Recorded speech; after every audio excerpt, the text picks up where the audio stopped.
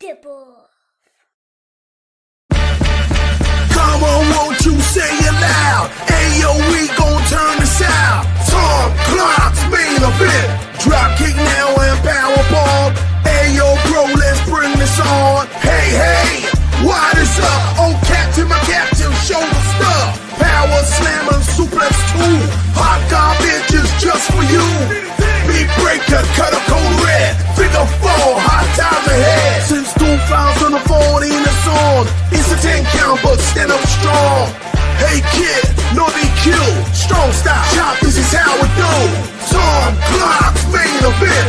Tom Clark's main event. Tom Clark's main event. Tom Clark's main event. Hey, what's up, kids? Welcome back to the program.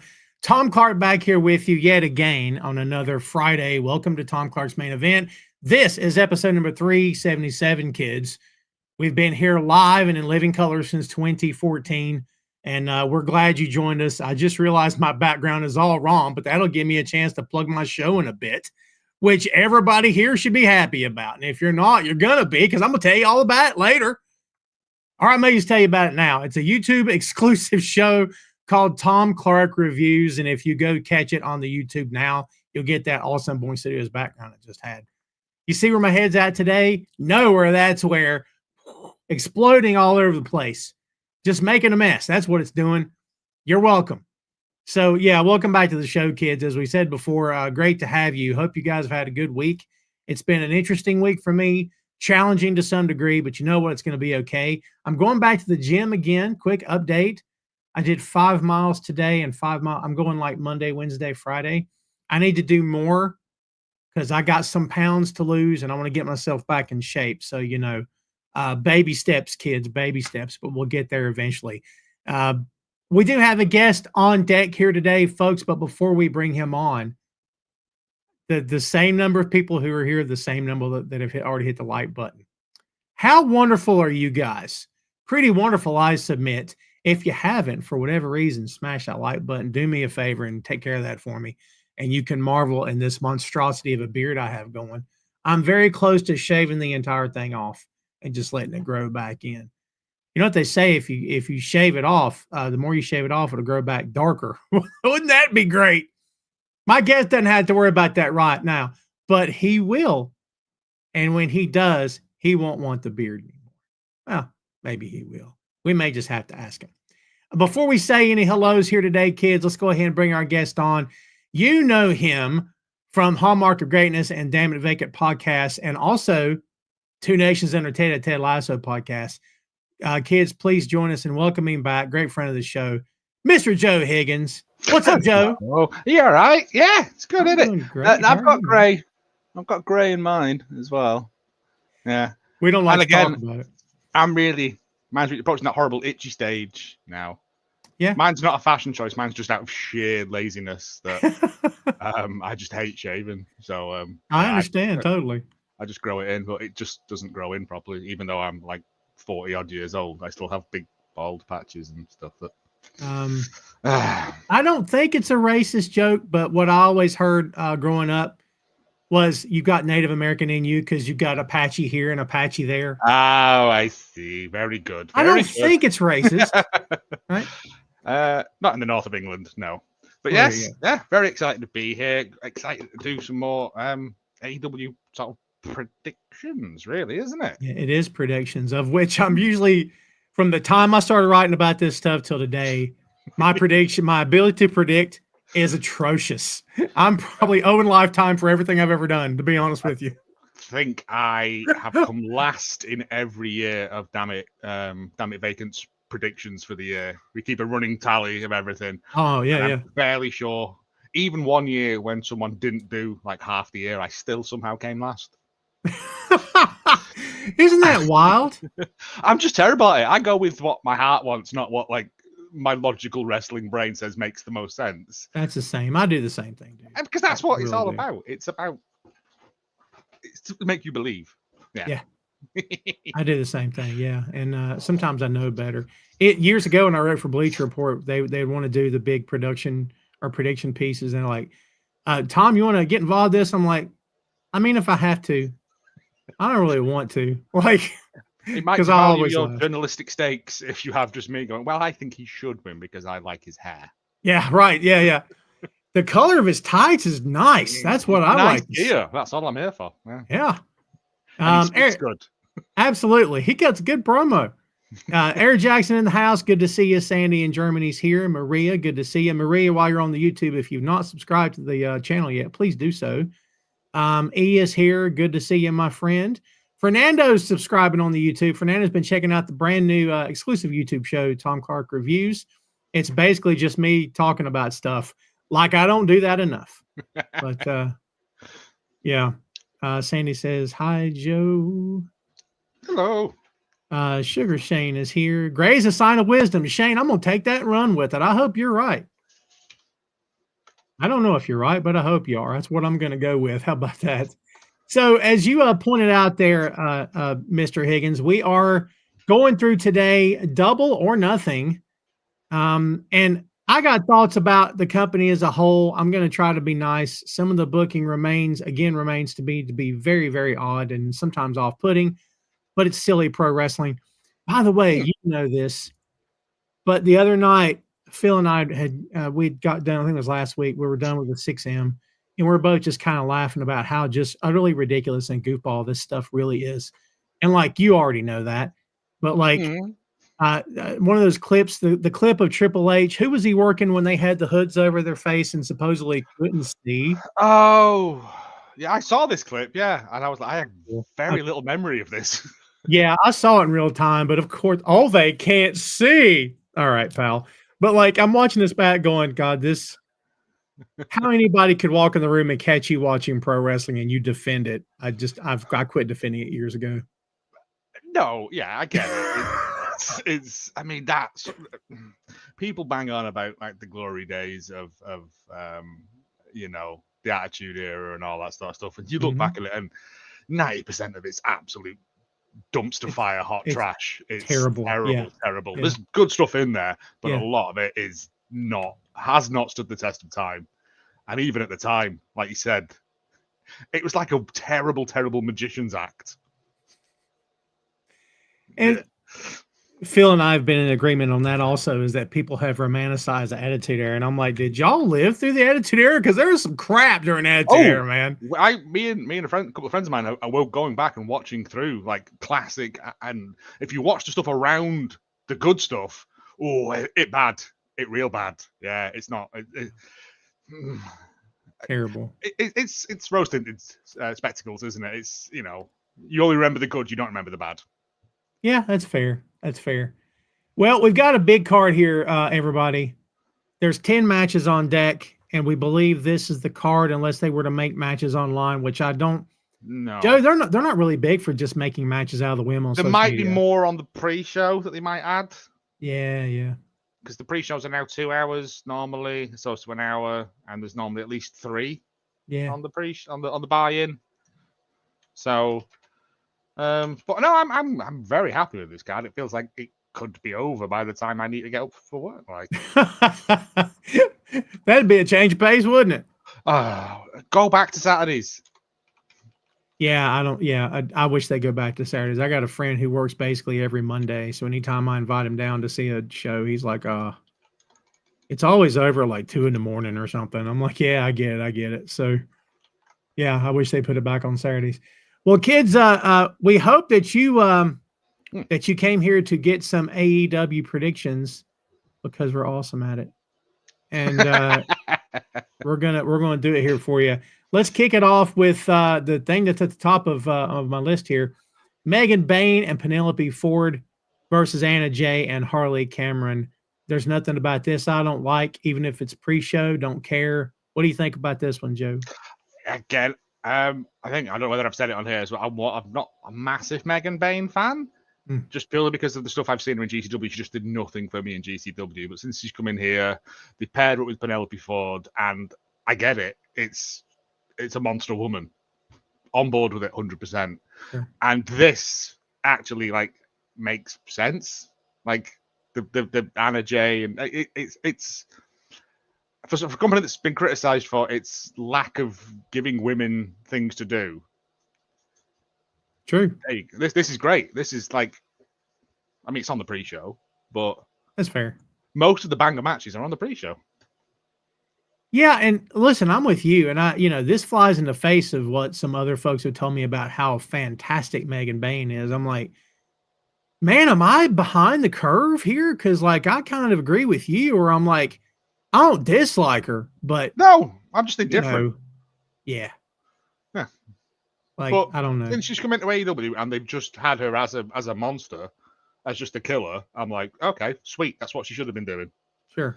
But I only ever saw her in GCW, and I was like, yeah. Yeah, I get I think that. it might be because she was with Joey Janela, and yeah.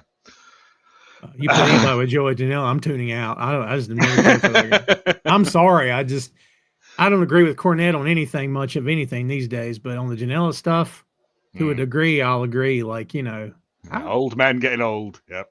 Well, I'll stay out of it. I won't go. Oh, no. Nah, it's yeah. I turned off the last GCW show as soon as Janela's match started because I was like, I don't care. It's gonna go 30 minutes and it's gonna be slow and boring. Right. That's what we're here to talk about, though. Yeah, right.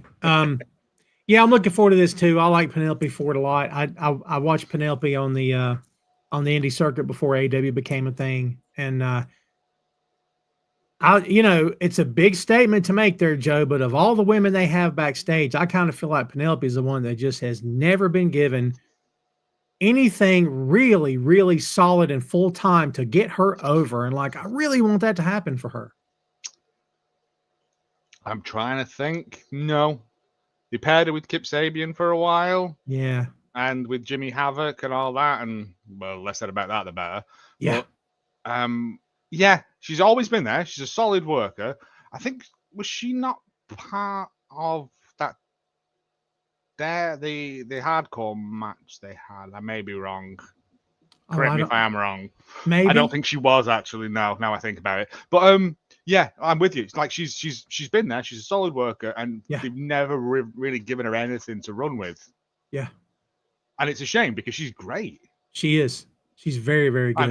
And the pairing her with Megan Bayne, having Bayne as the monster, her as the mouthpiece of it. It's a good pairing, and it's got legs on it. And there's rumors of a women's tag coming to AEW. I don't think it needs it because they can't do stuff with the belts they've got. But I'd be happy for them to take the first belt.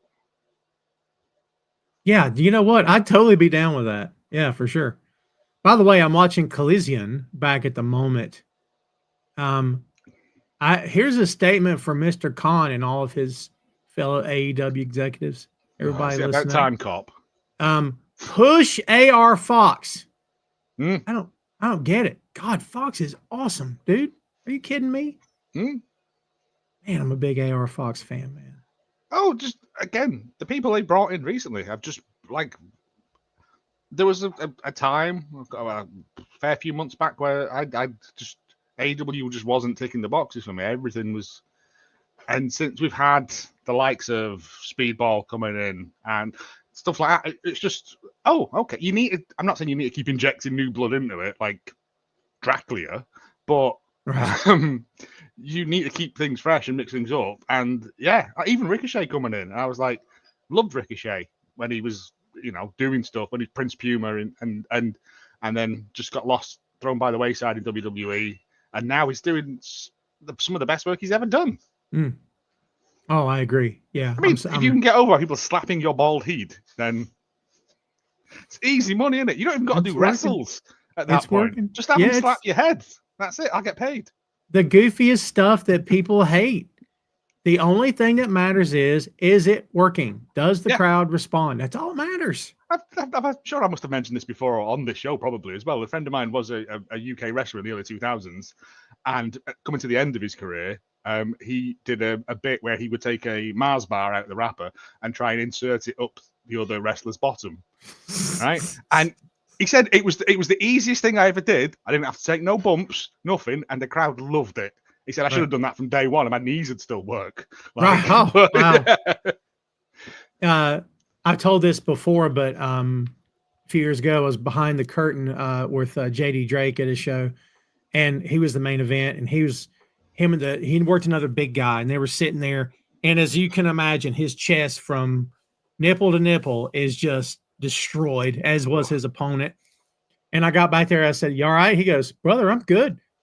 He goes, "What'd you think?" I said, "Awesome," And I pointed at his chest. He goes, "Don't feel nothing, man." He said, "My back feels good. My knees feel all right." He said, "I'll take this all day long." And I'm like, Yep, "That's a good point." it. Yep. Yeah. Chopping's way easier than doing bumps onto concrete. Yeah.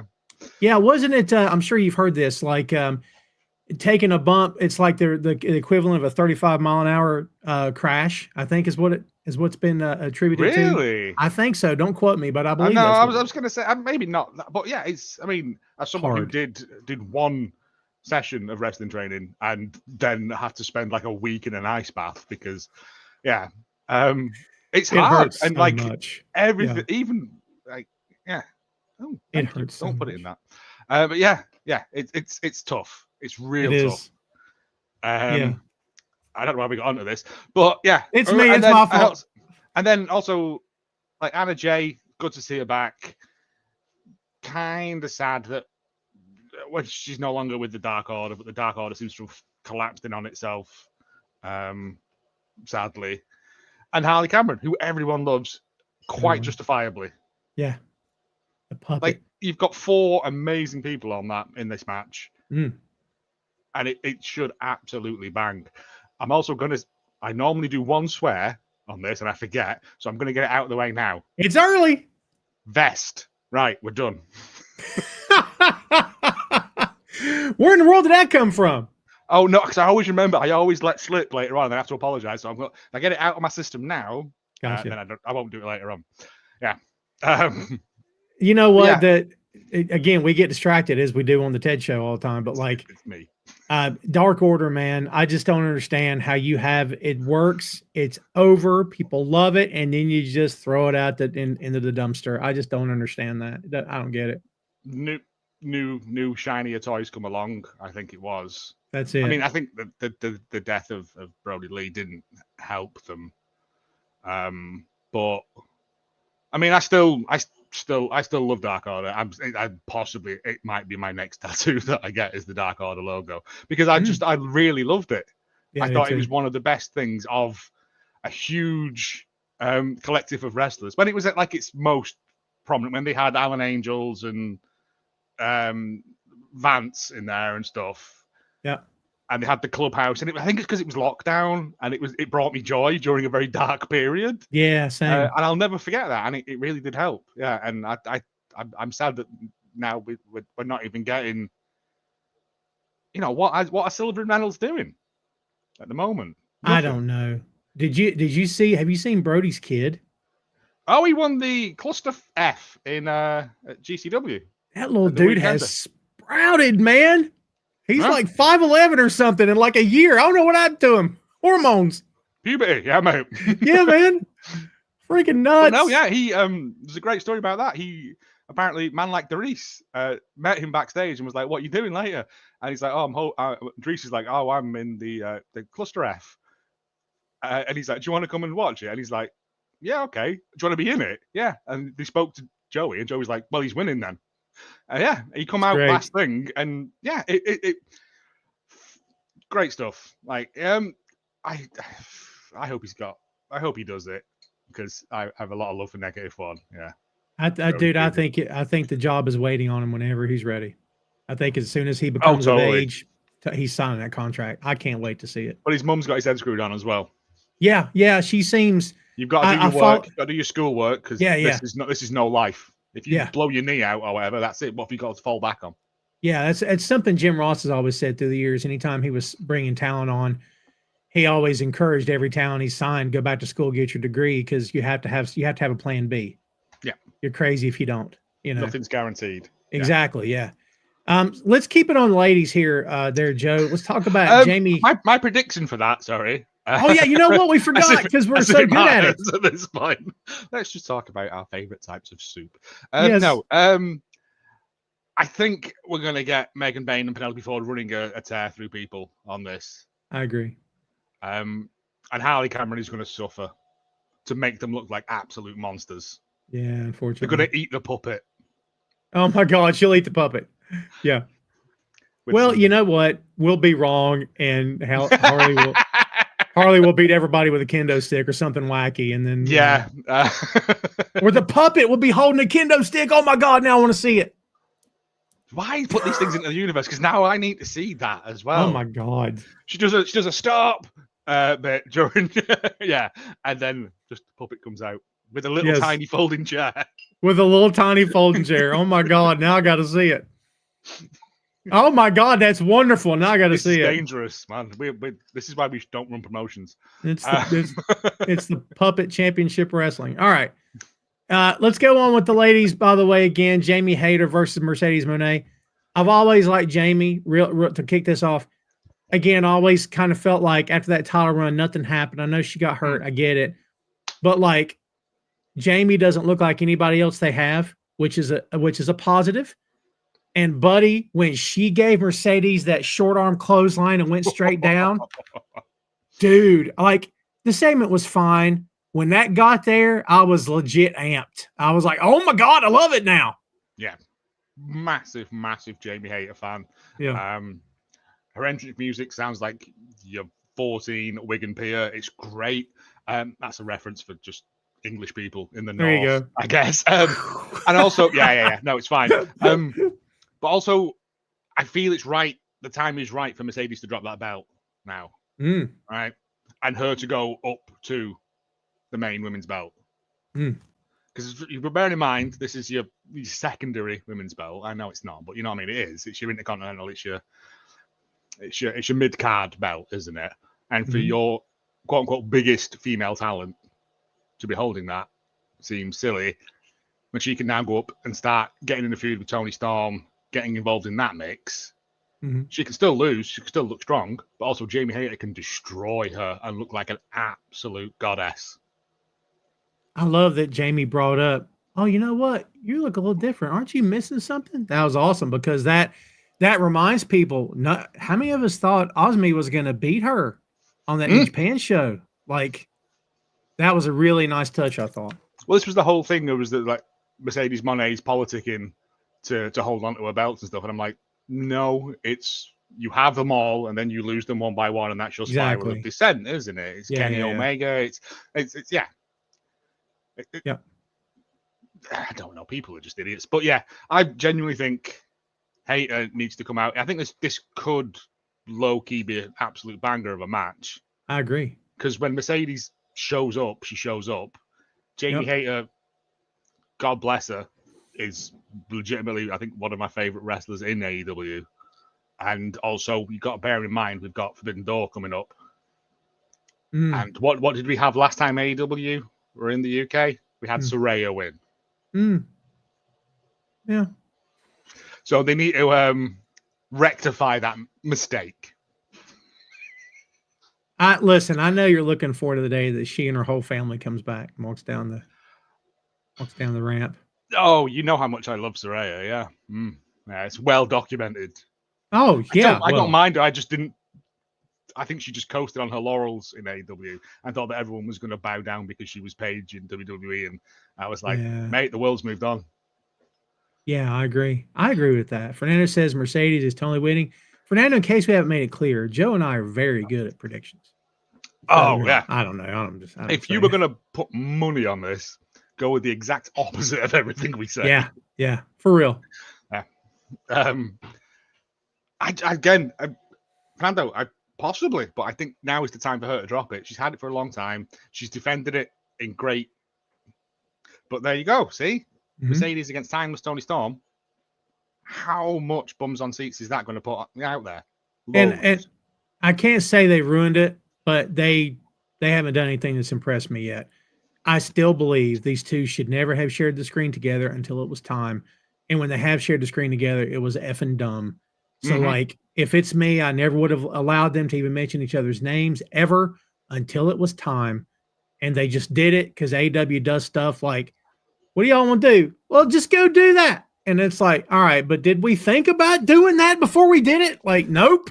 I feel like AEW at times has someone on the internet has said this would be cool. Let's do it. Yes. And it's like, no, you need to think these things through, though. Like, because Long-term storytelling. That's what you were all Long-term. based on for the past 5-6 years, man. There's been these long Hangman's has been this golden thread that's ran through the entire thing. Like, it's beautiful. Yeah. And then for you to just go, well, you know, Spooge Lord 69 online says this would be a great idea. Let's do it. Right. And you're like, no. Look at his profile picture. It's an anime lady. Yeah. That kind of tells you what you need to know. And we like anime. We don't like no. Saying. Not enough to get a body pillow. Thank you. Yeah. Well, Robbie, good to see you, my friend. Thanks for tuning in. I appreciate you. I'm going hater on that, but also probably low-key banger of the night.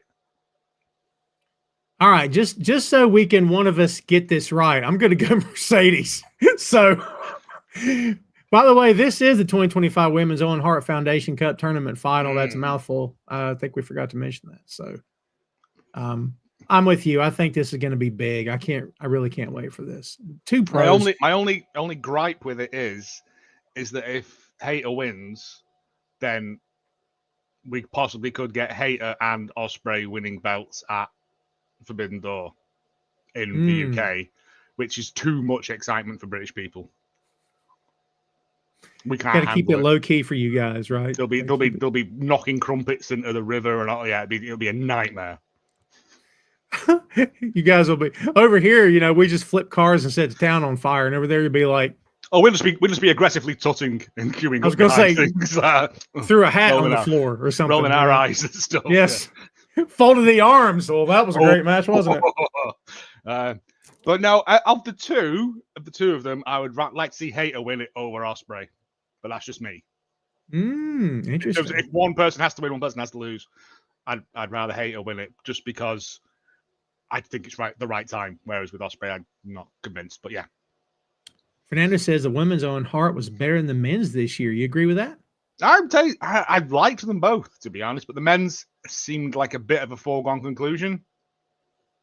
Whereas with the women's one, there was like wild cards in there that were like, and also brought me people I hadn't seen before. So it was, again, for a company that get a lot of abuse for not doing stuff with women, the women's Owen Hart's been great. And I'll tell you something. I've said this before on the show many times. You want to know how to book a tournament, go watch New Japan. Because, buddy, you'll watch a tournament like Best of Super Juniors I'm watching, right? And I can't remember. There's been a few different times.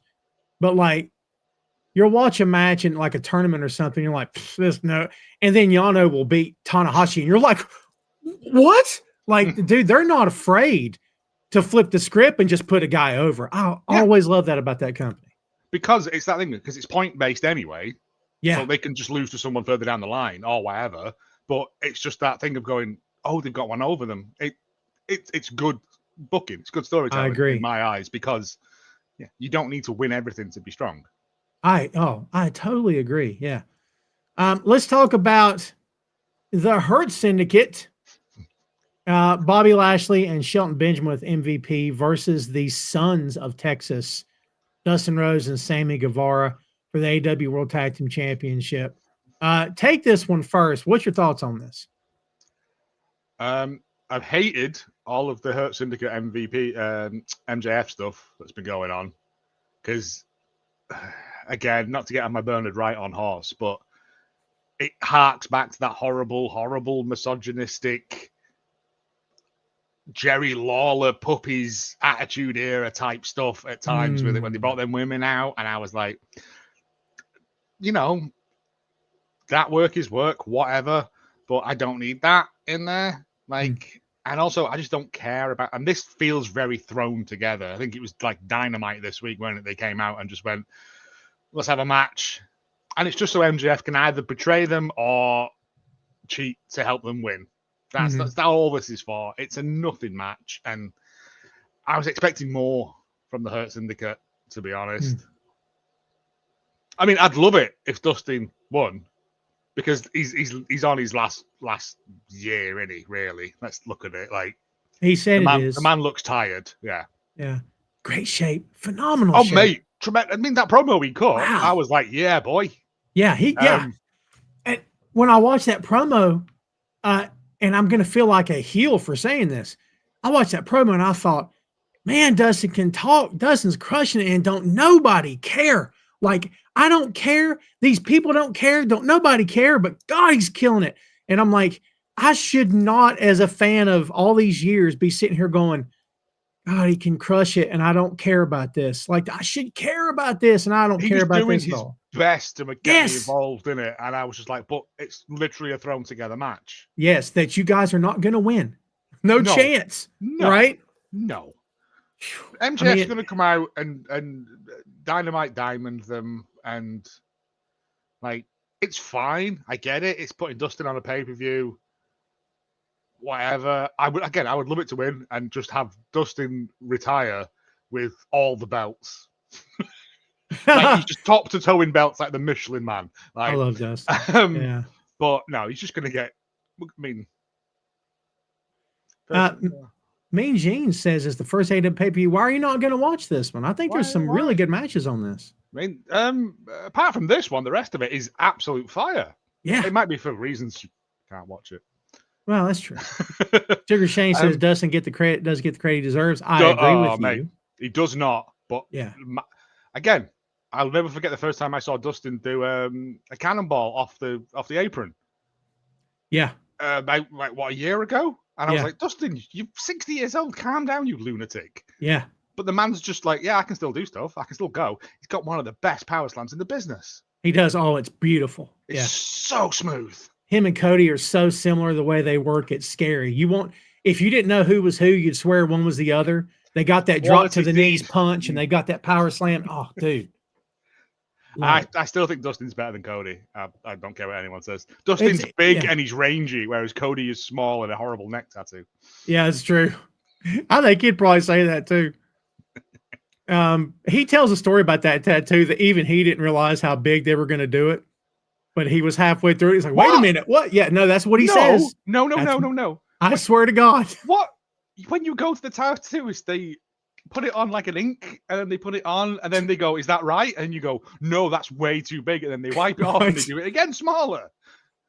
What if it was bigger and it came up like here? And then he's like, can you shrink it? Just and he didn't want to say no twice. Yeah, right. Yeah. Yeah, okay. I'll just walk around with this abomination on my neck for the rest of my days. Yeah, these guys just doing their job. I don't want to complain, right? Don't want to complain. Robbie says, with Monet holding on to practically every women's title, who do you think can at least take one of the titles from her? I mean, Joe's already thrown it out there that he thinks Hayter. And I agree with Joe. I agree with you that one by one, and she'll get down to the last belt. And I think the booking is going to be awesome because she's going to be desperate and like anxious and frazzled. I think her makeup should be a bit off. Not that she ever would. No. Like, it would be a great bit of character work for her from being the CEO and not to just gradually watch it all chip away. And she's got no one around her. She hasn't got like anyone to fall back on. It's just her. Right. And I think that's the thing. I think this, I may be wrong, but I'm hoping and praying that this is the start of the downfall of the CEO in the best way possible. Like, sure. Yeah. Break her down and build her back up, not all the way down, but no. But like, it's what happened to Kenny when he was the belt collector. And you just, as soon as you lose one, your confidence goes and then they just fall away. Yeah. Like Sonic the Hedgehog with rings. Like, that's a good point. Well, look, I'm with you. I don't care about this MJF stuff. I don't understand it. I don't know why they kept going back to the why was it so long? It felt like an hour. They hand Bobby the contract, or Bob. I love that he calls him Bob. They hand Bob the contract, and he's like, and I'm like, guys, do you know that the time's ticking? I thought you liked him now. Why are you still? Oh, I'm hesitating. We could have put another match on. Dude. It's just been so long and so boring. It's something that I just don't care about. And that's not taking anything away from Dustin and Sammy. Like, sure. But all the Hurt Syndicate, I just don't care for this storyline that is going on because it's so slow. It seems to eat up so much time. It does. Yeah. Yeah, I don't get it. I hate contract signings at the best of times, let alone when they're not even going to have a fight at the end of it. And then MJF's trying to do his shtick, and MVP interrupts him 3 times to run down the crowd. And I'm thinking, don't y'all talk before you go out there? Like the one thing I'll say about WWE and WCW was a dumpster fire when it came to this, but in WWE, the one thing that they've always done exceptionally well is, all right, this is my turn. Now it's your turn. That way everybody can hear you. You're not talking over top of each other. And WCW was the worst. They couldn't do it. So much scrabbling. Yeah. Yes. Like when everyone's shouting at one time, don't nobody care. Like nobody cares about that, you know? Makes me nuts. So we're both picking the Hurt Syndicate here to win. Oh yeah, definitely. Again, in Bizarro world, actually no, because we have to pick opposites, don't we? We've just established that's the rule now. So I'll take the hit on this one, and I'll go for Sons of Texas, which is also a terrible name. Yeah, I don't understand either. No, Fernando, we don't either. Like Ray, good to see you, my friend. Shane says, could you see Mercedes lose everything and she gets consulted by a surprise manager, Baron Corbin? I think Mercedes needs Baron Corbin about as much as I need wings on my back. Like, I don't need that. You know what I mean? Like, and no disrespect to Corbin. Cool. You could fly. It was last minute. I couldn't think of anything good to put in there. In my head, I'm thinking, where are you going with this, Tom? And that's the horrible thing about if angels were real, it would rip open there because the chest muscles are not strong enough on a human body. But I like that. Yeah, it's gruesome. So there's an X-Men thing with Angel and then Archangel of reasons. Moving on. By the way, that red and blue Archangel when he joined Apocalypse is the best character design I've ever seen. The metal wings. Are you kidding me? Shut up. And just showering knives on people. Yes. Oh, that's the guy I want to see in the movie. Are you kidding? He was in Age of Apocalypse, wasn't he? I don't know. I think I fell asleep in the cinema during that. It's not a great movie. To be honest, because it did not grab me. I'm sure the Angels... I'm going to have to go rewatch that. Yeah. They're like, Oscar Isaac is Apocalypse. Oscar Isaac's 5'3". What are you talking about? He's Apocalypse. What? Yeah, but he's a tennis ball on a pole, isn't he? Well, I guess. Yeah, well, shows you how much I haven't thought about that movie in years.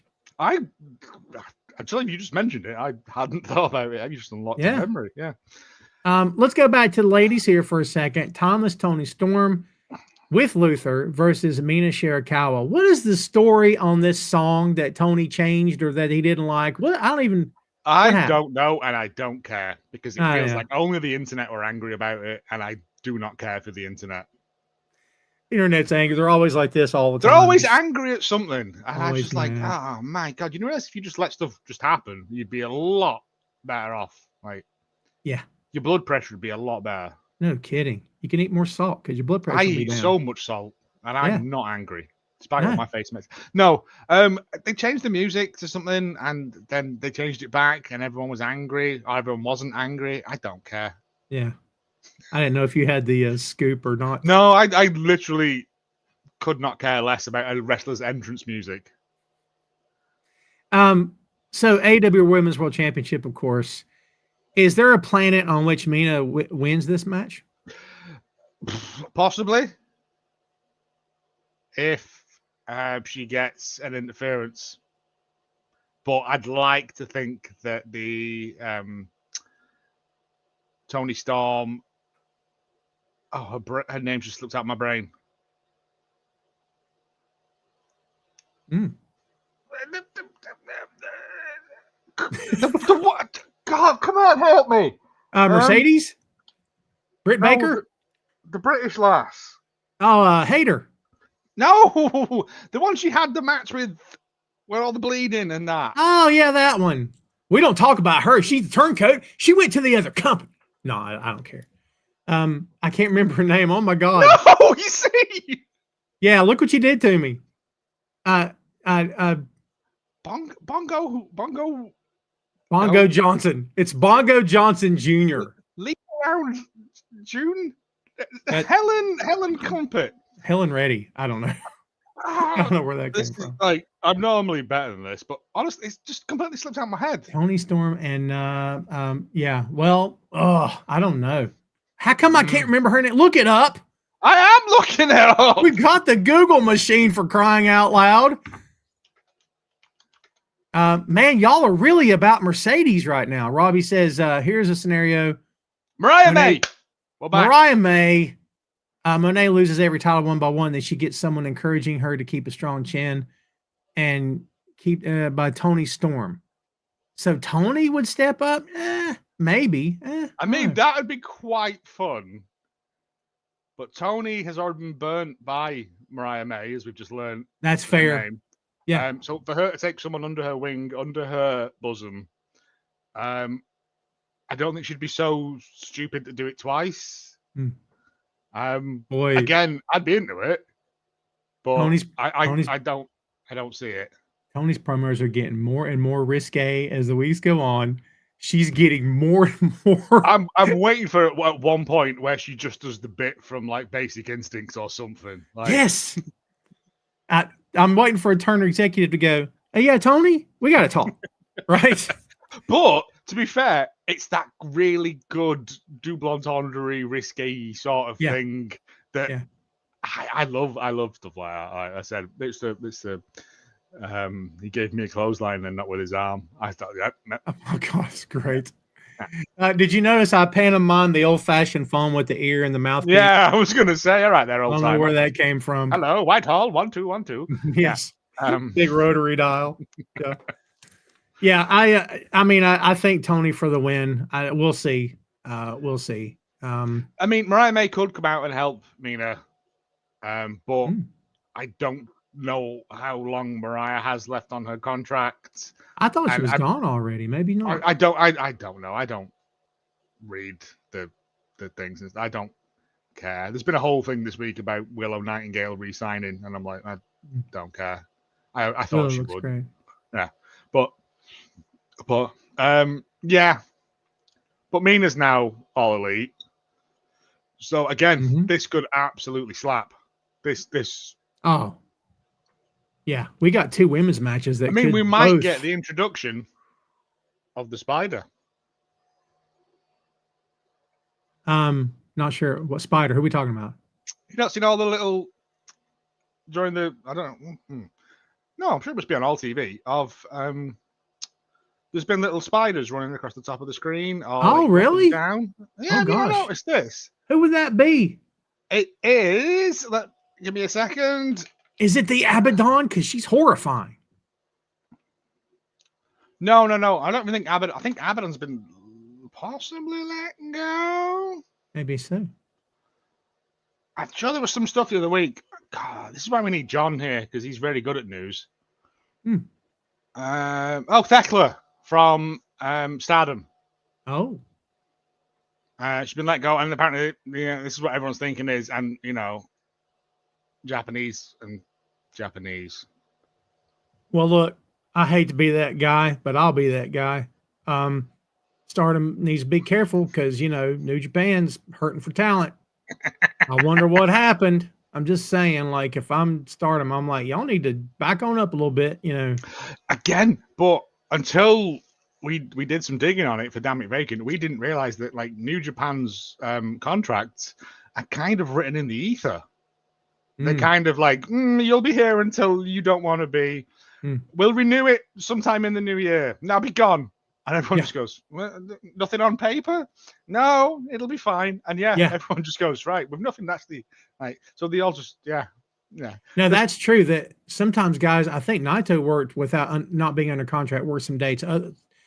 Like, I think Archer on his way out told a similar story. Yeah. It was kind of like, am I leaving? Am I going? Everyone who was left New Japan, from what we found out, is that, like, they waited for them to contact them about renegotiating the contract, and they just went, no one did, so I assumed I was out of contract, so I signed elsewhere.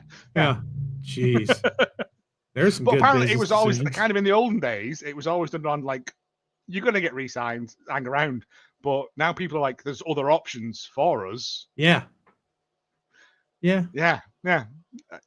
Crazy. Well, you know what? Just for the sake of being different, I'll pick Mina here. No. I'll take all the hits on this one. You pick what you want, and I'll take the opposites. All right. Well, that works. I'll take Tony Storm for the win. Yeah, Tony Storm's definitely winning, but match number 5. And I don't know why this is happening. FTR versus Daniel Garcia and Nigel McGuinness. what I'm going to say is not a reflection of Nigel at all. No. I didn't understand the Nigel Danielson thing from the moment it started. I had people telling me, "Oh, this is great because there's so much history," and I'm like, "There's a big backstory to it." Yeah. Yeah, but Danielson never even addressed him on the air. Why? Like, Which I think was done particularly to wind up Danielson, McGuinness. I get your point. Yeah. At some point, Danielson's in the ring cutting a promo. All he had to do was go, "By the way, you think I haven't been listening for the past 6 months? You got a problem. You know how to solve it." And then just walk off. I think it was the thing with Danielson was the fact it was just like he's nothing to him. I think that was the thing. I guess I just no. If you haven't, go back and what I'll send you some links of Danielson against McGuinness in where is it? But there's some horrible ring post abuse in the match. Some drastic stuff. Yeah, McGuinness has got hair at that point as well. Yeah. But no. I always thought that was the point of it, was that McGuinness was still festering on the olden days, whereas Danielson had moved on and forgot who he was, because it was years ago as well. Like, yeah, so like, why even reference it? And then like on top of that, for the nerds, innit? For people like me. And then he didn't like Tony, but then he defends Tony, and then it's like I don't understand what this is. McGuinness is your color commentator. He's the fair weather fan, isn't he? Yeah, and I think we know that your boy's gonna turn on Daniel. I mean, they made it clear. Did you catch his expression? I know, but I don't want to believe that. Oh, he's turning on Daniel. Daniel said, "I'm here to take up for everybody. I'm taking," and he mentioned his name. What's Magic? What is Daddy Magic? Daddy Magic. He mentioned Magic's name, and Magic went. And the commentators never called the expression. I'm like, oh God, he's going to turn on Garcia Sunday. Like, I mean, because of that, there's no way FTR is losing this in my head. You know, Daddy Magic's too busy having romantic subplots with Saraya. Yeah, allegedly. Allegedly, really? Wow. She was like, there was they wanted me to do a love story angle with Daddy Magic. That's right. Yeah, and I went, Daddy Magic is a very happily married man. He doesn't need to go dumpster diving, thank you. Oh, listen, that. Did Saraya say that, or did you say no? I wasn't invited to the interview for obvious reasons, because I would have showed up with a pitchfork and a burning torch. But oh well, there you go. No one ever shows up with a torch and a burning pitchfork. You ever think about that? Nobody. That would be cool, huh? Wouldn't it? A pitchfork on fire? Yes. Yeah. And also, two birds, one stone. You can see where you're going, and it looks intimidating. Charles, with a question that has nothing to do with anything we're talking about, but Charles, I'm going to answer it for you. What's your opinion about WrestleMania in Vegas every year? What is the story with them was it Los Angeles they pulled out of? I think it was New Orleans, wasn't it? New Orleans. What happened there? Oh, they went, we can make more money this way. Oh, there you go. Heaven forbid a notoriously corrupt company has done something corrupt. Shocker. Yes. News at 10. Sky is blue. More to follow. Filled with a bunch of people I wouldn't want to hang out with for various reasons. So. No, I said, man, I've given up. I've stopped watching WWE. Yeah. After that roast, after the script of that roast thing came out, I was like, I can put up with stuff, but like, yeah, let's move on. Well, I was going to say, we know whose pocket that company's in, so we'll leave it at that. But yeah, I don't know. I want, because I don't care for FTR, personally. I liked them when they were good. But this heel turn they've done, it just doesn't seem their heart's in it. Yeah. And also, like, Nigel giving the rub to Danny, like, that seems like a pretty good rocket to the moon in my eyes. Maybe. Stop that friggin' dancing. I don't get it. But people love it, mate. Again, I guess. Mars bar up the bottom. You can't. Yeah. I mean, again, I ain't argue with that, but it's weird. But I ain't argue with it. No. Match number 6, kids. Before we get to the last 5 matches here on the show, we're going to allow everybody to take a moment and compose themselves, and we'll be right back. But before we do, everybody watch this. Boink Studios is the home of Tom Clark's Main Event, Tom Clark's 6M podcast, and Two Nations Under Ted, a Ted Lasso podcast. Visit the site today for links to every podcast platform, social media, special announcements, and a lot more. Check out the site and bookmark today. BoinkStudios.com. BoinkStudios.com, kids, if you will, go check out that little website and bookmark that sucker as the directions politely commanded that you do. I would very much appreciate that. And again, if you're watching on the YouTube or if you're not watching on YouTube, check out Boink Studios on the YouTube and be sure you follow the channel. For goodness sake, please and thank you. I turns out I had subscribed, but I hadn't followed or whatever the thing was. So I didn't get the notification through. YouTube makes things weird. I don't know why. YouTube's a tough nut to crack. And then, that Tom Clark reviews thing that I did was on the Superman trailer, and I had a bunch of footage, and I got a copyright claim from Warner Brothers within 9 seconds of me uploading it. So I took it down. I cut all the video clips way, way, way down and replaced them with still images. And the clips that I left, I flipped them, horizontally. The classic, yeah. Re-uploaded it, no claim at all. It's all done by robots now, isn't it? Yeah. If you change the video or put graphics or put words on the video, put text, a big far over it, yeah. Yeah, it'll be fine. But I just thought we're not telling you how to circumvent the YouTube algorithm, but also, nonsense to those guys. Nonsense. My goodness gracious, man. I'm hoping we get a dog. What's he called? The super dog? Crypto. I'm hoping we get a Crypto spin-off series where it's just him going about his day-to-day life. Because does Crypto have... I don't know much about Superman because it's not my kind of comic. Mm-hmm. Superman's kind of boring. But does Crypto have a secret identity where he's just Rover? And he just, has a dump in the back garden and, And then he comes back. He goes comes down out the dog park and... Yeah. He comes out of a phone booth with a cape on. It's Crypto. They were just petting him earlier. He spins round and round around a tree, and everyone thinks he's just doing a really fast wee. But then he comes out, he's got a cape on. Yeah, yes. Hey, man. Again, this is why we're not allowed to do anything, Tom, because our ideas are too controversial for the world. You speak for yourself, man. They're calling. I'm telling you, they're going to call. I'm waiting by the phone all the time. If you take all my ideas and don't give me money for it, I'm fine with I'm not taking all of them. No, most of them are terrible, but the good ones. Right. So Mark Briscoe versus Ricochet is technically a TV match. I personally think they're going to destroy in this. I love Mark. I think they're going to have a fun match. Don't know if it'll be match of the night, but I think it's going to be way better than we think it'll be. It's going to be a stretcher match too. It's the weird thing. If this is actually the running order, to have a stretch match right before the Anarchy in the Arena match feels like really weird placement. Right? It's like I'm going to watch two lads knock lumps out of each other with various accoutrements. But then I'm going to be... Actually, it kind of makes sense because I'm going to get hyped up and I'm going to see 7 people do it simultaneously. Yeah.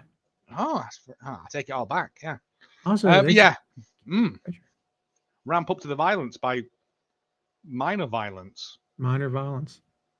And Briscoe pinned Ricochet in that. He did.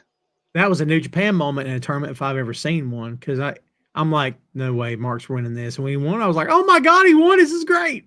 Briscoe is always the New Japan guy in those tournaments. He always gets pins over bigger guys, but never wins. Yeah.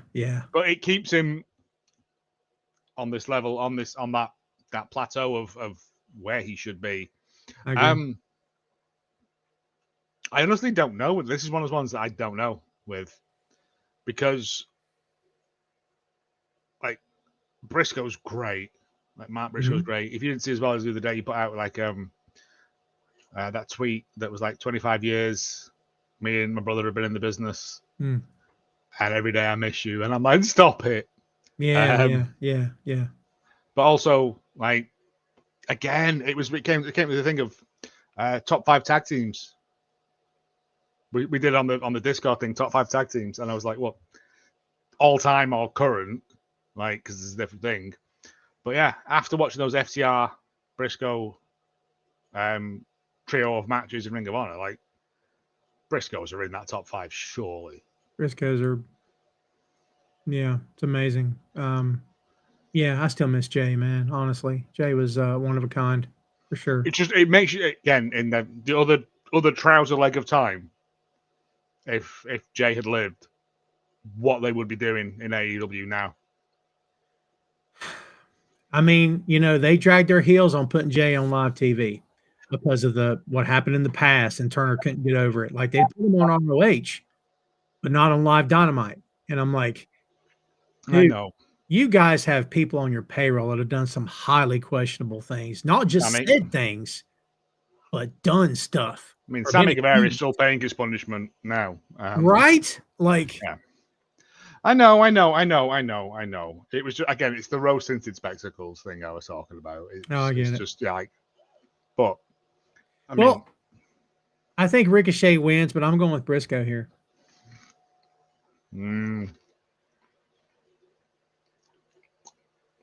Again, I'm with you. I think Briscoe wins, but I have to go Ricochet because opposites. Let's talk about the big honking to do that's next. Anarchy in the Arena. Kenny Omega, Swerve Strickland, Willow Nightingale, and the Ops, Samoa Joe, Powerhouse Hobbs, and Katsuyori Shibata versus the Death Riders, John Moxley, Claudio, Marina Shafir, and Wither Utah, and the Young Bucks, Matt, Nick Jackson.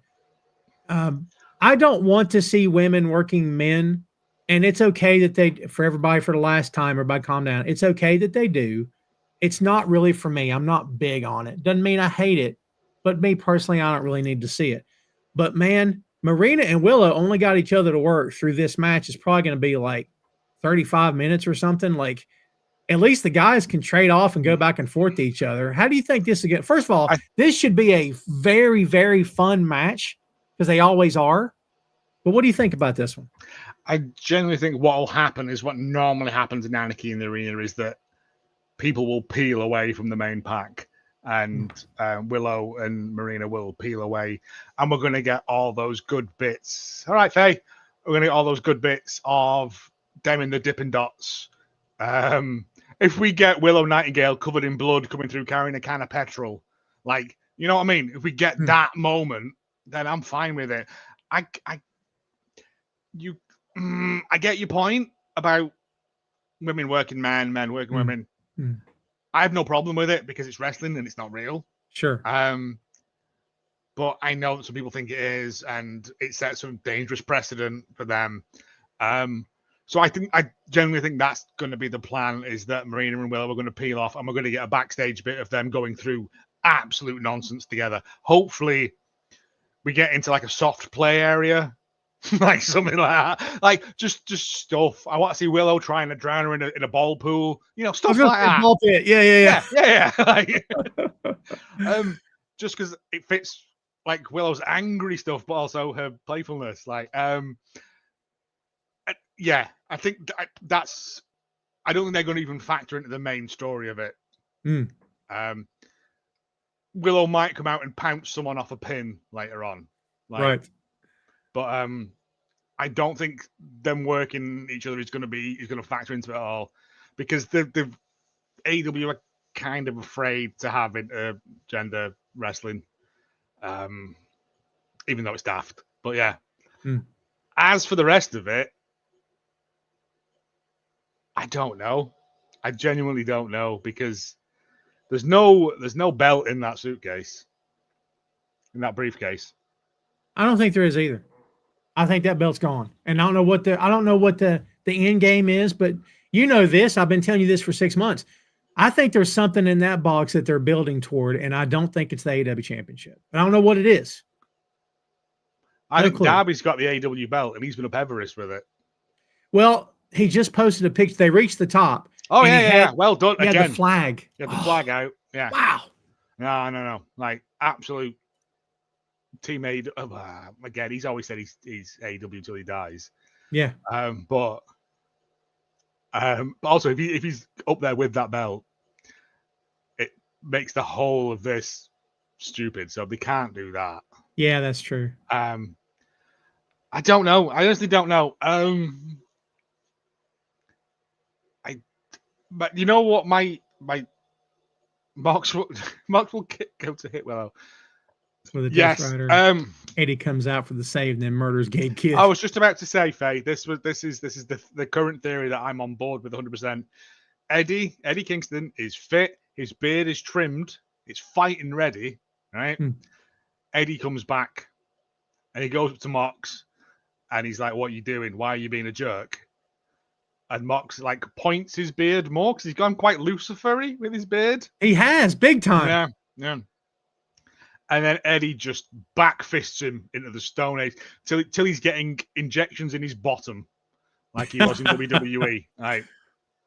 And I think right. So that's me. I think Team AEW are winning, and Kingston comes back to make the save. So I'm with you, Faye, on that one. I think. Well, then I guess I'll have to take Death Riders. No, because it's yours. It's your show. You can pick which one, and I'll take the opposite. But that's my theory. But I'm kind of noted down by the stenographer. I'm kind of okay going with Death Riders because God, they put these guys over constantly, which is, it's fine. I won't get into all the mock stuff because people got wacky opinions about this. And he's killing. I'm like, what's he killing? What kills AEW on a weekly, nightly, hourly, minute by minute basis is the horrible, god awful effing booking that no one can understand. And it's never, Joe, it's never this entire storyline has been no. It's one weird thing on Dynamite added to a weird thing on Collision. Next week, another weird thing. And it's weeks and weeks and weeks of really weird stuff. And you're like, all right, like for real quick example, Brody King. Right. And like, Buddy's hurt. It's fine. Got to give him something to do. Now he's tagging with dudes and fist pumping. I'm like, what are we doing? This guy's a killer.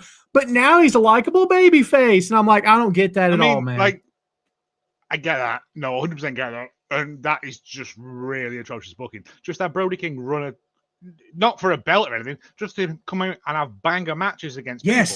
Right? I don't need him tagging up with people. Gets more people on screen. I don't care. Brody does not need that. Brody is three men inside one man's body anyway. Yes. Like, so I get your point on that. I really do. And that's the stuff that annoys me with it is that like when they just go, oh, the plans have gone awry because someone's injured. Stick him in a tag team. Right. And I get it. It's a panic move. But also just it's Brody King, mate. The man's a mountain of meat. Like, just have him get involved in like Okada and Bailey. Like, get him involved in that thing. He's not got to win. Bailey can kick his head in, right? You know what I mean? But it at least makes him look credible. Like, you know what I mean? Yeah. It's I do get AEW do like panic book quite a lot. Yes. Stuff that doesn't make any sense. Stuff that again I kind of get the Death Rider stuff now they've been doing, and it took so long, and it didn't need to take that long. Yeah. And it felt like they were circling for time because I think Pat got injured and they weren't sure what they were going to do with that. I mean, Fernando, you possibly. If they all, I swear to God, right, Fernando, if they do all of that horrible slam onto the upturned chair like simultaneously, I'll buy you a mango because like. That's the only thing that I remember out of the entire Death Riders thing is that horrible thing that Claudio's been doing to people on the chairs. The rest of it is they're supposed to be Death Riders. I didn't want to cut you off. Me and Gene's like putting us to task. Not to be rude, but you guys have said more. I don't really with your comments on the matches.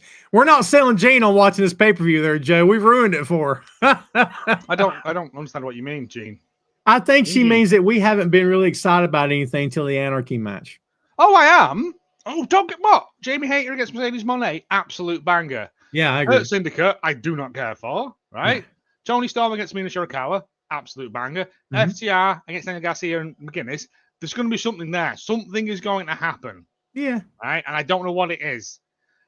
Because I don't know. I can't put my finger on it. Briscoe against Ricochet is a main event of a TV show. Right? But that's not a bad thing. That's still going to absolutely bang. Yeah. And then Anarchy in the Arena is what was the reason you couldn't watch it, Gene? Sorry. Yeah, by she the way. never explained. Yeah. But again, if Death Riders win, then you're good. It makes sense. It gives Darby a reason to come back and take it off Mox. It also sets up for whoever wins against Hangman and Crispy Bill Ostrich. Crispy Bill Ostrich. Yes. So yeah, I don't know. I genuinely don't know. My heart goes to Kenny Omega with the return of the Mad King. I'm okay with that. Face says, so I'm completely feral at the moment because if Hangman beats Will, it'll be Kenny and Hangman on the same side and the Bucks on the other side. I'm chewing the furniture over here. Oh. Interesting. And this is one of those weird comments that like only Tom would get weird about. Only Tom would say Faye, though, isn't it? Like no. What I'm going to say is one of those weird comments like only Tom would, But like they did that thing at the end of Dynamite where Joe's gonna be like, "Oh, we're gonna get you at the end of the night," and the Bucks like, "They ain't gonna get us," and then they get them, and then the Bucks come out on top, and I'm like, "Why did you have to come out on top? You didn't need what?" Again, weird stuff, man. Which makes me then think that Team AEW are gonna win because it's you know what I mean. Yeah, it's the reverse BS. The smart, I know, but the smart thing there would have been to just let Samoa Joe just absolutely pound their faces into the concrete. Yeah. No, I get 100% hear you. Yeah. Also, Faye also said Danny has a new dad. He's mentoring who Brian wanted. Oh, what are we talking about? Right. What? Daniel Garcia. Yeah. Do you remember when Bryan Danielson was going to mentor Danny? That's right. Danny turned on him. That's right. And now Nigel, Brian's nemesis, that Danielson doesn't remember. Right. Interesting. Faye, listen, you should be here for this, mate, because you're way more knowledgeable about this. Gene says pay-per-view doesn't put me in a good place like the others, but I'm a diehard AEW and I know I'll watch it. Don't apologize, Gene. You're allowed to like or not like whatever you want. I don't watch loads of stuff. Yeah. It's fine. So I think we've got our sides picked here. We'll see what happens. Kazuchika Okada versus Speedball Mike Bailey for AEW Continental Championship. I think Okada, of course, is going over, but I love that at least Bailey's getting something awesome to do. I think this is going to be a really, really good match. What do you think? I'm genuinely, I think the opposite. Really? I think they're going to strap Bailey up. Interesting. I like your taking chances. As you already picked Okada, I have to come out strong. Otherwise, it would have looked terrible. That's fair. No, but also I like the fact that they've presented Bailey as like as a whirlwind of feet. But Okada is going to kill him to death. Again, just use that Kevin Owens thing. He's got no shoes on. Stand on his feet. There you go. You've won. Yeah. Right. Yeah. But no, I like the promo.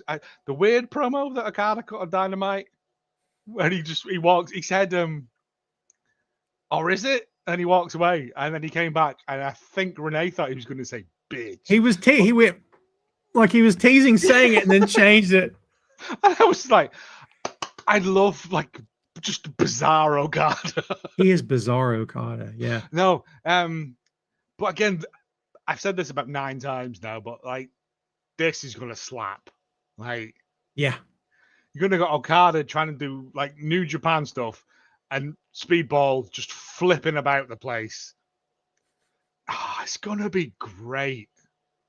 Interesting that you believe. I mean, Okada has yet to be pinned in a singles match since he came to that company. I don't think Bailey's. So was Speedball. I don't think that was the point. That was the point they made, was that Speedball hadn't been pinned since he's come into the company. Yeah, although he has been in multi-man matches that they've lost, I think, but he didn't eat the pin. So, but yeah, no, it's again, for a match that is kind of not thrown together, but has had a very, very short build to it. Mhm. I'm very excited to see it just because I never thought I'd live to see a day where Kazuchika Okada and Speedball Mike Bailey had a wrestling match on a pay-per-view that I was allowed to watch. Mm. Like, again, it's the singularity, my friend. It's It is. the all wrestling companies eventually working together with each other one day.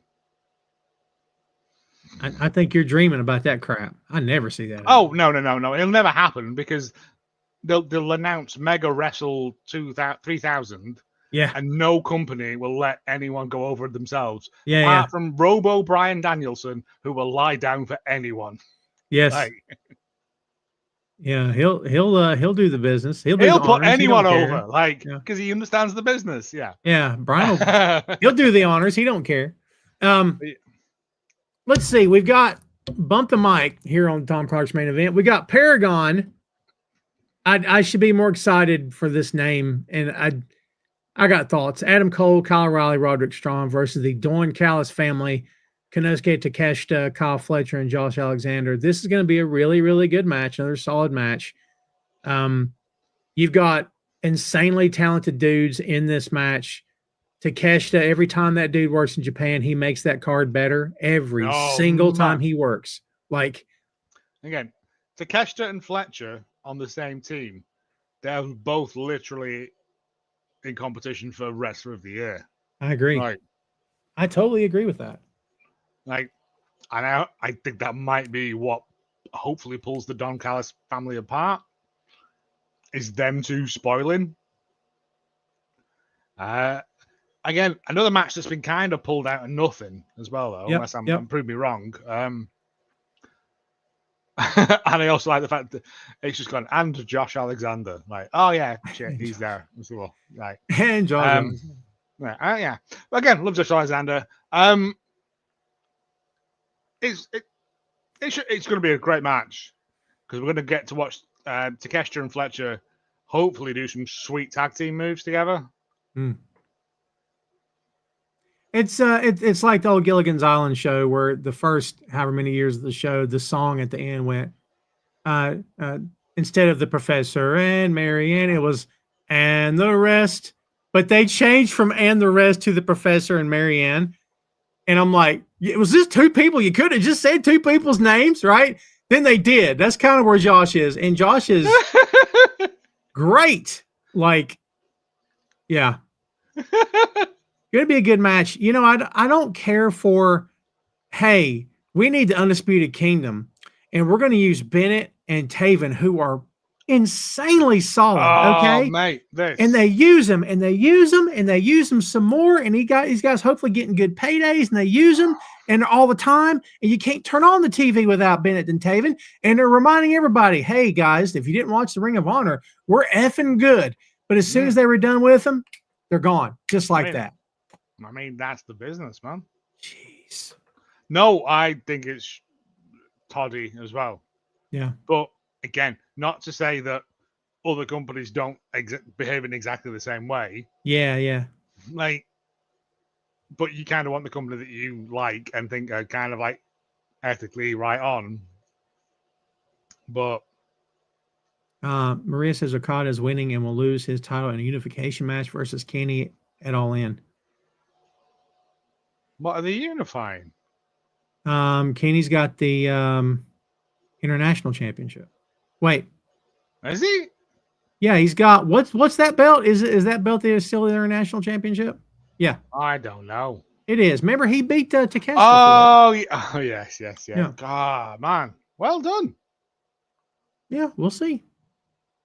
By the way, hard to pick against Don Callis family, but in my head, I kind of feel like Cole and his guys need this win, actually.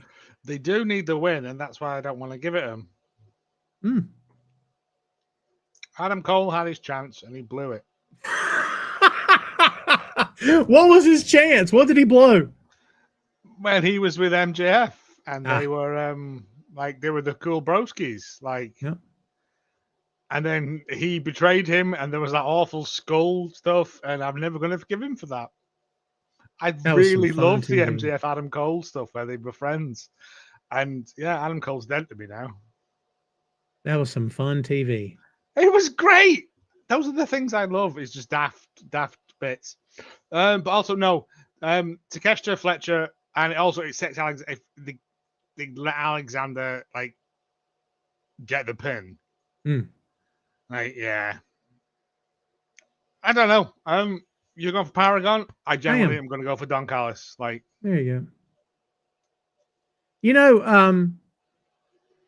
I the more I see the family thing happening, at first in my head, I'm like, this is just something for these guys to do.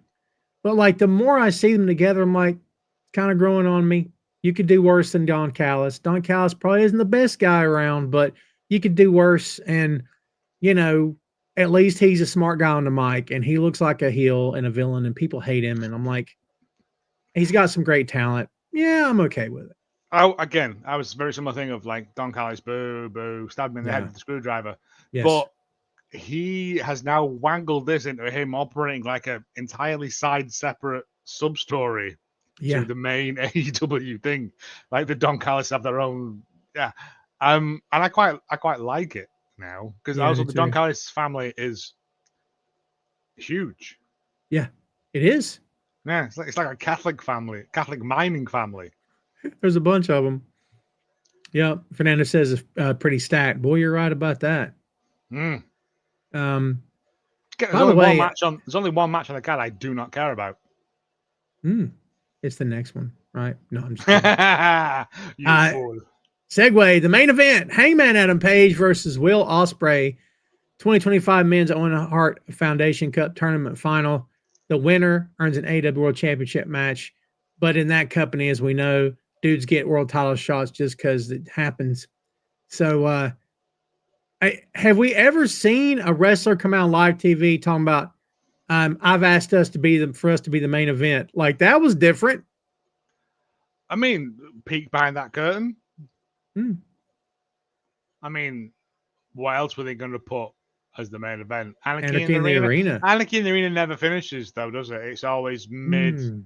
Yeah, it's always been mid. Okada against Bailey, and then out of that level, like, yeah, no, it was always going to be. And it's for the end of this thing that they've built up as a big thing. Yeah. I love the fact that they got them bottles of beer and not cans. Right? Yeah, classy. That was different. Yeah. Even though they looked hot as Satan. Because they all just spilled everywhere. But until I watched that promo this week on Dynamite, I was kind of like, whatever. I don't really care. But now I get it. There's layers. There's nuance to it. I still think Crispy Bill is right. I still think Billy the Ostrich is right. Is that you're doing this just to prove that you are better than Swerve? Yeah.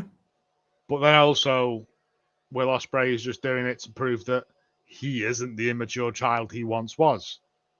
And I get that as well. Like, it was a really nice bit. I really loved it because I mean, genuine reasons for both of them. You're right, and it makes sense. I'll say this: if Ospreay wins, if Page wins, do I see Page walking into Texas beating Mox? Not necessarily. Do I see Ospreay walking into Texas beating Mox? Yes, I do. And maybe I'll be wrong, but I think Ospreay for the win. Ospreay beats Mox because we've been saying for a long time, where is the Death Rider stuff going? Nobody seems to care except us and some people online who yell and scream every week. But like, I mean, it's whatever. But you know, again, I always, as I have said ad nauseum on this show and on other shows too, if you tell me we're taking the title off the world champ, I don't care what the company is, then tell me what's next. Give me a good reason, because you're talking about the world champion. In this case, I definitely see reasons. I see Will beginning a new chapter for this company. I don't mean He's like got from the people top coming down. for him. He's got everyone going for him. Yes, exactly. And like the fans love this guy. He's endeared himself Oh, to I them. don't know. That Dynamite, they were very split between him and Hangman. Well, it's Hangman though. I think I know, and that's the thing. It's Hangman. it's though. tough. That's It's the tough. thing. Is that Yeah. it's Hangman? Because Hangman is all of us. Hangman is an insecure person. Yeah. He's But- a fundamentally flawed person that is. He is. Yeah, and the only time he was ever at his happiest was when he was with the Dark Order, where they treated him as an equal, as a friend, as a loved person. It's true. I know it's true. Them all coming out on in stage this TED Talk. with the purple bandanas around their face was one of the coolest things I've ever seen. It's literally in my YouTube saved entrance, saved videos, because I watch that sometimes and just have a little cry to myself. And that video they played before the match, you don't have to wear a hat to they've be got a him. cowboy. Oh my god, it's great! I know it off by heart, Tom. Love I've it. seen it so many times. So good. Because it was when Dark Order were the most powerful, and they could have done so much with them, and they just didn't, and it hurts my soul. I totally agree. Again, snatching defeat from the jaws of victory. That company's done that a time or two for whatever reason. Yeah, insane. So, kids, there you have it. There's your card. I picked Ospreay. You're stuck with Paige unless you want to pick Ospreay. We've done opposites, so I'm going to have to deal with opposites. I'm happy with either of them. I just don't think winning the belt is going to bring Hangman the happiness and peace he needs. I think it's just going to exasperate his problems even further. Mm-hmm. Yeah, I agree. Character development. Again, the thing where they said, like, if I win, I hope you've got my back, and if you win, I'll have your back. And I hope that plays out. Yeah. Either way. I again, for a thing, I was like, I'm not a big fan of promos that take 4 hours to get along. God, that top man. But for that one, I was like, okay, by the end of it, I was like, could have been tighter, but I get the point of it now. Both of them want it, and it's going to come down to who wants it the most. And it's going to come down to a wrestling match. Yeah. Going to be no shenanigans, no monkey shines, no chairs, no barbed wire. Just going to be who is the best wrestler in that ring.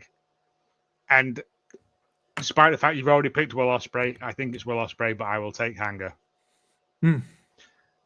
Hangman looks like my year 7 woodwork teacher now, with that little moustache and his hair. Right? Yeah. Mr. Hillcock, respect if you're still out there. That's fun. Well, you know, if they're gonna have competition for best mustache, you got Dax Harwood over there with that jet black, you know, state trooper mustache he's got going on over there. You know what I mean? It feels like he should be walking up to the side and tapping on the side of my car. Yeah. You know how fast you were going? Not fast enough to I'm not outrun you, waving a gun apparently. about like your partner, though. Yeah, not fast enough to outrun you, apparently. You know, I think it's going to be a good card. I think there's plenty here to get excited about. Apart from the Hurt Syndicate and Dustin match, every other match on there, I'm excited to see, which is rare for an AEW pay-per-view, because normally there's a Chris Jericho match on there as well, which I couldn't care less about. But for some reason, he's trapped in a vortex or something at the moment, a whirlwind, a tornado, a downward spiral. But yeah, and it's a tight card as well. It is 10 matches because we don't get all the adverts for Slim Jims and stuff in between. Oh God. We'll get a little promo package in between to tell you, all right, this is the next match and this is what's led up to it, which is great. But yeah, I'm very, very excited for this. I bought it today. I gave Triller my money, even though apparently Triller is suffering financial losses, so I might not be able to see it come Sunday. Fernando says we get a little sick of therapy with Hangman. Hangman is all of us. He's all our collective therapy. You know what? I do not hate that comment. I I can completely see what he means. Like, I can't say I'm with you, but I can completely see where if they were to do this another few weeks, at some point, someone's going to go, all right, you know what? That's enough. Freaking get over it. But no, I totally get that. I respect his comment. No. I'm with him on that. It's just, I just always thought, like, I think Ospreay said this week is that you were the everyman. You were the one that everyone looked up to. You were the everyman, you know, and you've done nothing for 2 years apart from vengeance and Scorched earth. Scorched earth. Like, I think it might be a way of just teaching people lessons that you don't need to. I don't know. It's wrestling. Forget it. Move on. I've gone too far into stuff like that. No, it's does not require it. It's what we do. Floor's wide open, kids, for a few minutes, and we're going to let Joe get on with his night. Yeah, we talked about Darby getting the top of Mount Everest. Here's something I've never thought about before. How hard is it to get back down? You think to just like sled down it? I don't know. It's like, worse, mate. As a man who's been up 2 mountains, coming down is the worst because it's downward and your feet do that flap thing as they walk down. Oh, yeah. Yeah, man, it hurts way more than going up. Genuine, like, yeah. He is not going to be. If he's there for Double or Nothing, they have rescued him by helicopter from a base camp somewhere. Yeah, there's no way. And also, he wouldn't let that happen. He's going from top to bottom because he's a boy. Yeah, and also, I would imagine Darby's. It seems like a smart guy. Like, he's probably got a physician or two saying when this is over, you need to do X, Y, and Z. You need to give your body a chance to whatever. Like, yeah, and then altitude, he's just going to go, drink a Monster, and then do a kickflip out of that doctor's window, isn't it? Like, off the doctor's desk out the window, right? Steals his diploma off the wall as he goes. Like, uses it to break the window. I think there's a thing of like altitude adjustment that you you have to like get back into. But I think Darby coming back. This is off top. You can finish, Joe. Darby coming back. His facial hair was on point, and he was just a hot mess. Ooh, I'm trying to think of good wrestlers with good facial hair. I'll go Harley Race because Harley had the beard that Triple H effing stole years later. I'm a big fan of like the Steiners with their bleached beard but dark goatees. Scott Steiner, yeah. Like, you've got to be a powerful man to have that much confidence in your facial bleaching. What was there was a NXT UK tag team, Mustache Mountain. Yes. They had mustaches as well. Yeah. Yes, they do this all the time. Proper, yeah. Yes. Trent Seven and Allen. Oh no. God. Trent Seven and you said his name before. Not Pete Dunne. No. God, this has been the worst show for forgetting stuff, man. Men remember that. It's just the catatonic effects I have on people, just making them forget things. Eliza Dane? No, it was Tyler Bate. Tyler Bate. There you go. But you said you was talking backstage with him before with his chest chopped in. Oh, that's JD Drake I was talking about. It's the same person in my eyes. That's the same guy. Who cares? Wrestler's a wrestler with the shirts off. Who cares? Little tiny weird guy. Yeah. It's some kind of like odd, sexist comment, but in a reverse way. You know what I mean? No, it's not. It's just that, mate. For Damn It Vacant, I kind of write fun little adverts for things sometimes. And I did one this week, and I wrote a thing called Joe's. What was it? Joe's Generic Wrestling Intro Music Store. Right. And I recorded it and I did all the bits and I put it all together and I listened to it and I went, this is just hurtful. Like, it was just horrible. And I hated myself. I thought it was really funny when I wrote it. Mm-hmm. Are you a bald wrestler with a beard and some tattoos? Why not have as your intro music? It'll tell people that you're going to do a lot of wrist control. Right? And I thought it was funny. but I listened back to it. I thought it's just hurtful, like because I can't do it. I can't comment on people doing wrestling. Like I'm not allowed to comment on them on their abilities. Right? That I am in a fan sense, but not in a musical sense. No, I get it. Not at a high level. No, Yeah. I thought I genuinely laughed when I wrote it, and then I played it back and I went, I'm so ashamed of myself. Interesting. Are you a spooky boy who wears makeup? Why not have new discordant chords as your intro? This means we're going to get you walking round the ring for 27 minutes while your girlfriend stands there. Like, that's right, on point. I think that's what hurt me was that it was too on point, and we still need to get people on the podcast to talk about wrestling and stuff. And it's not just a big joke. Anyway. Gene says, worse, the vaudevillains. I liked the vaudevillains, man. To be fair, Gene, that's who I was thinking of, was the vaudevillains, who were terrible. Really? You didn't like them? I like the act. I love the act. I just... where'd you go from there? Yeah, you can't. No. You can't really. What are you going to do? Yeah. What are your thoughts on Doomsday and Secret Wars being delayed? Here's what I'll say. Just get it right. And just because movies are delayed doesn't necessarily always mean there's any kind of issues.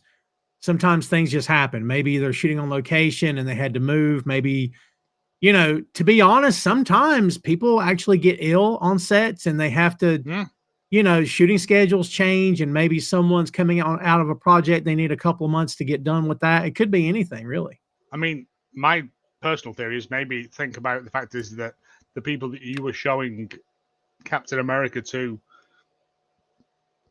14 years ago, when was Captain America? You know what I mean?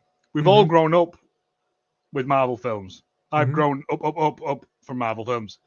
And people don't want just stuff exploding all the time. They want actual stories. The stories that are in the comic books. Like the things that make the heart feel things, that make you, care about these people. I generally think that Guardians of the Galaxy is the closest thing that got that right. In terms of just having characters that people you genuinely care about. And I think based on what the TV series of the Marvel shite has done, they've gone, we need to reshoot a lot of this and put actual stuff. We can't just have stuff exploding for no reason anymore. We have to have reasons for it. We have to give these superheroes some agency. Thunderbolts was really good. I haven't seen it yet. It's on. It's. I think we're going to go and watch it next week. I'm going to go and watch it next. I'm going to sneak out of the house in Edinburgh next week and just go and watch it. It gets really close to the Guardian stuff, and it really, by the end, I kind of really care way more about the team than I did what the problem is. Like the problem is a big problem, but when you see, you'll know what I mean. When you see what the problem is, you just care way more about, holy crap, I hope none of them get killed, because you kind of, the way Marvel lays it out is like, yeah, don't be falling in love with these guys. Don't do it. Like, holy crap. But yeah, it keeps you guessing. I liked it. I enjoyed it. Have you seen Sinners, Tom? I have not seen Sinners yet. I know. Go and watch Sinners, and then it's great. Let's do a for a man who watches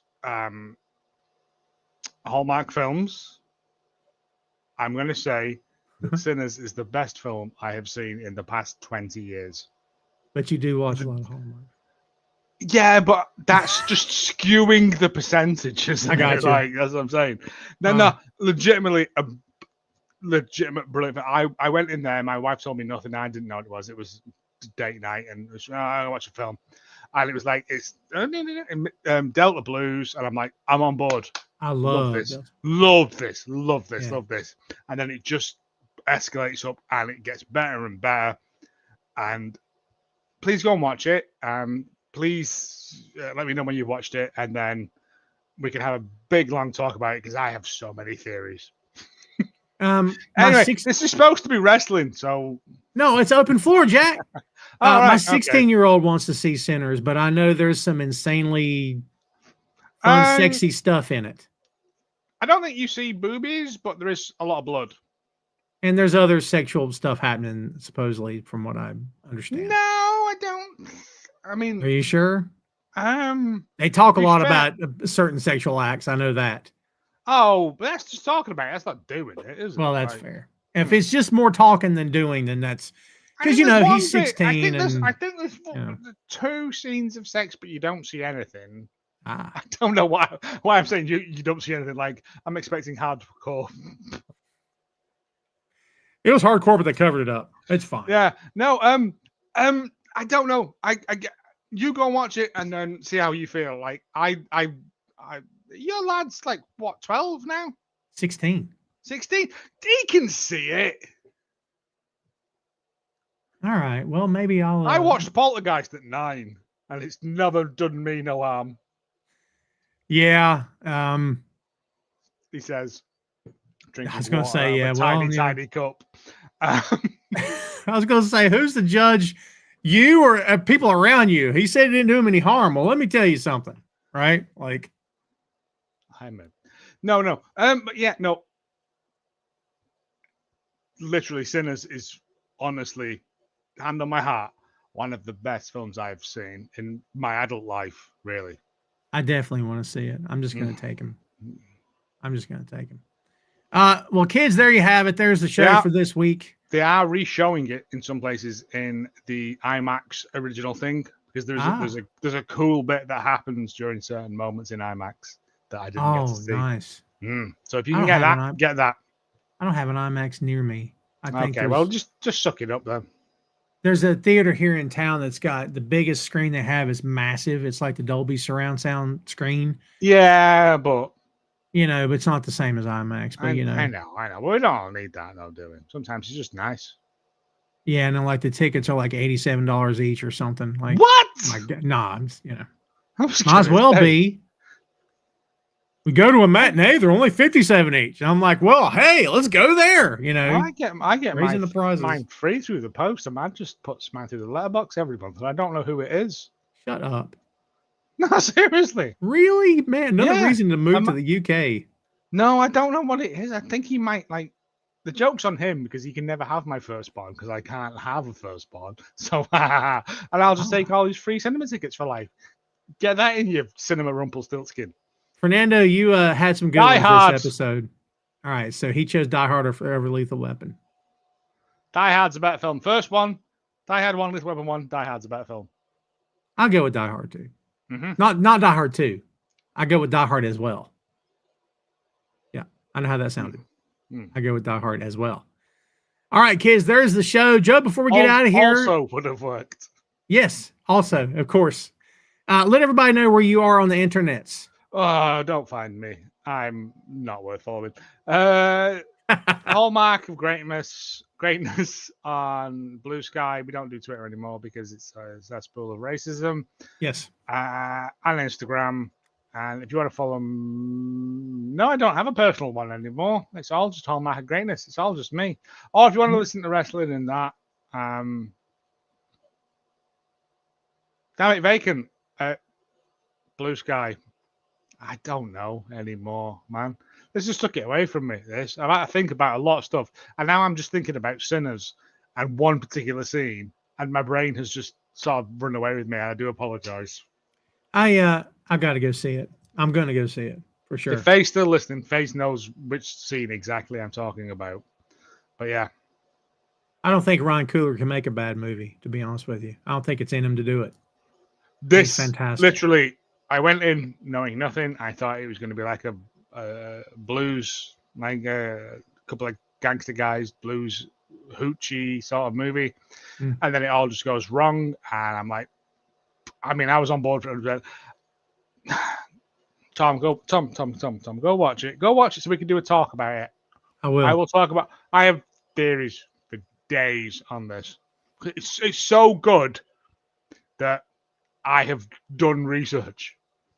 Oh wow, that is good. Yeah.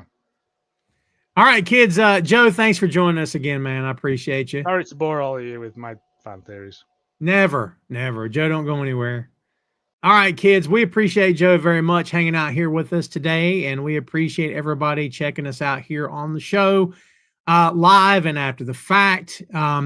Kids, we should be back here a week from today. I don't foresee anything happening, but in case it were to, I'm sorry at the time. But we should be good. As we said earlier today on the show, folks, if you will, go check out boinkstudios.com. And also, since none of my content is behind a payroll for any reason, and I have no plans of putting it behind a paywall, for any reason, I'm dropping a link in the chat right now that you guys can discover, of course, as you're watching or after the fact. This is something very, very, very simple. It's called buymeacoffee.com.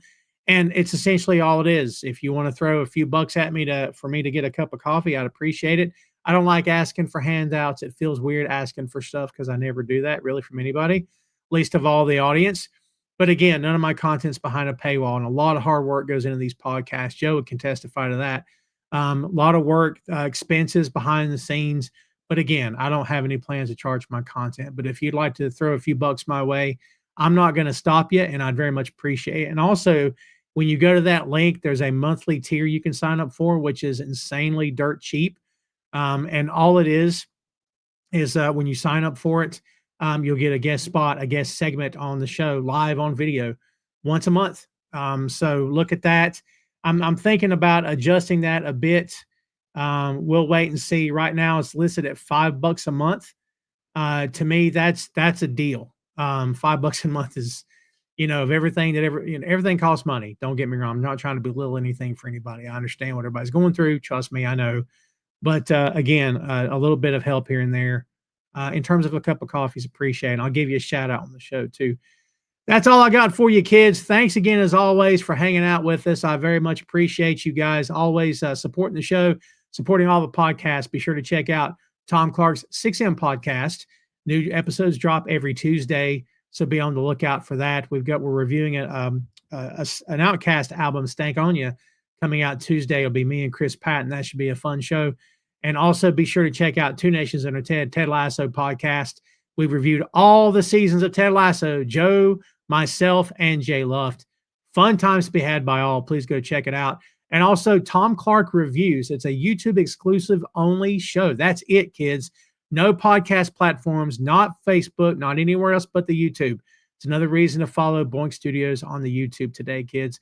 Again, thanks so much for hanging out with us today. I appreciate you quite a bit. We'll see you next week, folks. And do me a favor, have a great weekend. We'll see you next time, kids.